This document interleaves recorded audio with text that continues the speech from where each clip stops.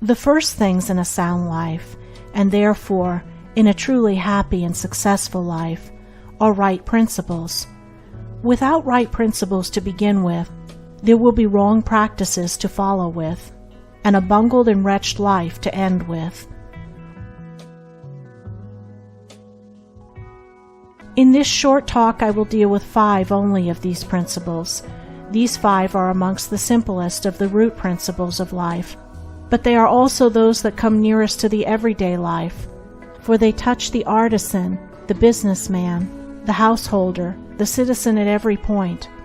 No one of them can be dispensed with but at severe cost, and he who perfects himself in their application will rise superior to many of the troubles and failures of life, and will come into these springs and currents of thought which flow harmoniously toward the regions of enduring success. The first principles in life are principles of conduct. To name them is easy. As mere words they are on all men's lips, but as fixed sources of action, admitting of no compromise, few have learned them. The first of these principles is duty. A much hackneyed word, I know, but it contains a rare jewel for him who will seek it by assiduous application. The principle of duty means strict adherence to one's own business, and just as strict non-interference in the business of others. The man who is continually instructing others, gratis, how to manage their affairs, is the one who most mismanages his own. Duty also means undivided attention to the matter in hand, intelligent concentration of the mind on the work to be done. It includes all that is meant by thoroughness, exactness, and efficiency. The details of duties differ with individuals, and each man should know his own duty better than he knows his neighbor's, and better than his neighbor knows his. But although the working details differ, the principle is always the same. Who has mastered the demands of duty?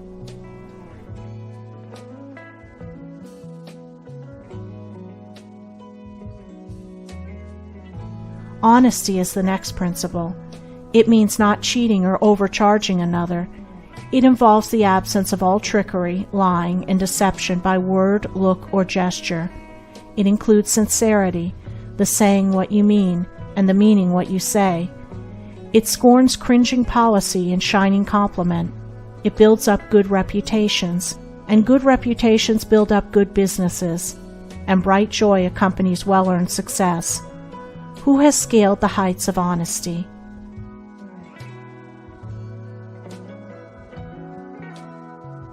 Economy is the third principle. The conservation of one's financial resources is merely the vestibule leading towards the more spacious chambers of true economy. It means, as well, the husbanding of one's physical vitality and mental resources. It demands the conservation of energy by the avoidance of enervating self-indulgences and sensual habits. It holds for its followers strength, endurance, vigilance, and the capacity to achieve. It bestows great power on him who learns it well. Who has realized the supreme strength of economy?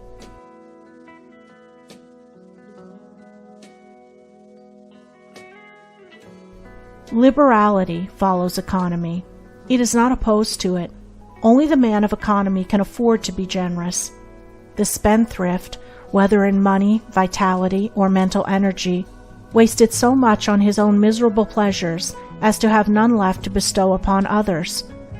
The giving of money is the smallest part of liberality. There is the giving of thoughts and deeds and sympathy, the bestowing of goodwill, the being generous towards calumniators and opponents. It is a principle that begets a noble, far-reaching influence. It brings loving friends and staunch comrades, and is the foe of loneliness and despair. Who has measured the breadth of liberality?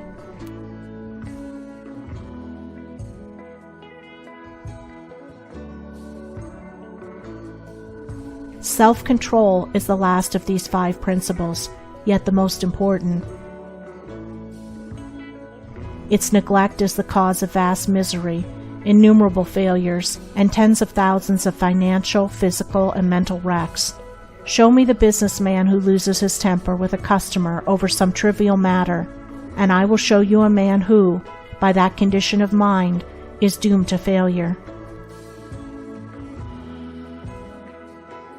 If all men practiced even the initial stages of self-control, anger, with its consuming and destroying fire, would be unknown.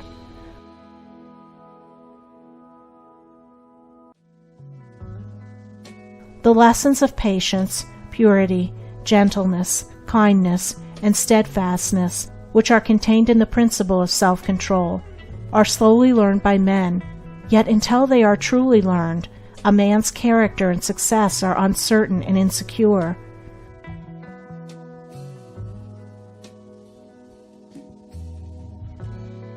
Where is the man who has perfected himself in self-control? Where he may be, he is a master indeed.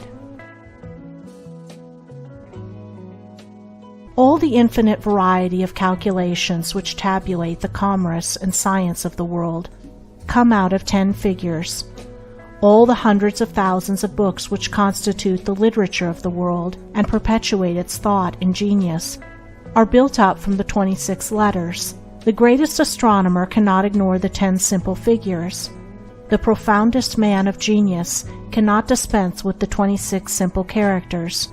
The fundamentals of all things are few and simple, yet without them there is no knowledge and no achievement.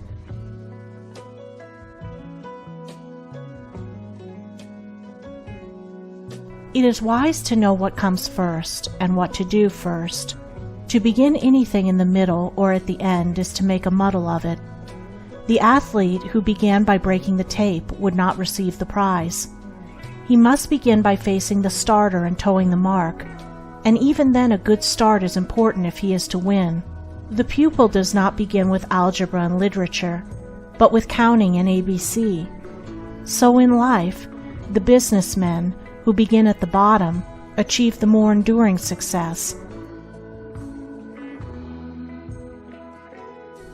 The fundamentals, the basic principles in life or true living, are also few and simple, and to learn them thoroughly and study how to apply them to all the details of life is to avoid confusion and to secure a substantial foundation for the orderly building up of an invincible character and a permanent success, and to succeed in comprehending those principles in their innumerable ramifications in the labyrinth of conduct is to become a master of life.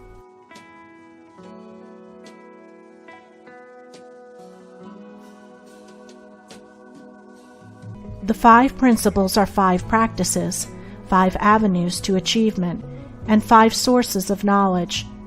It is an old saying and a good rule that practice makes perfect, and he who would make his own wisdom, which is inherent in those principles, must not merely have them on his lips, they must be established in his heart. To know them and receive what they alone can bring, he must do them and give them out in his actions.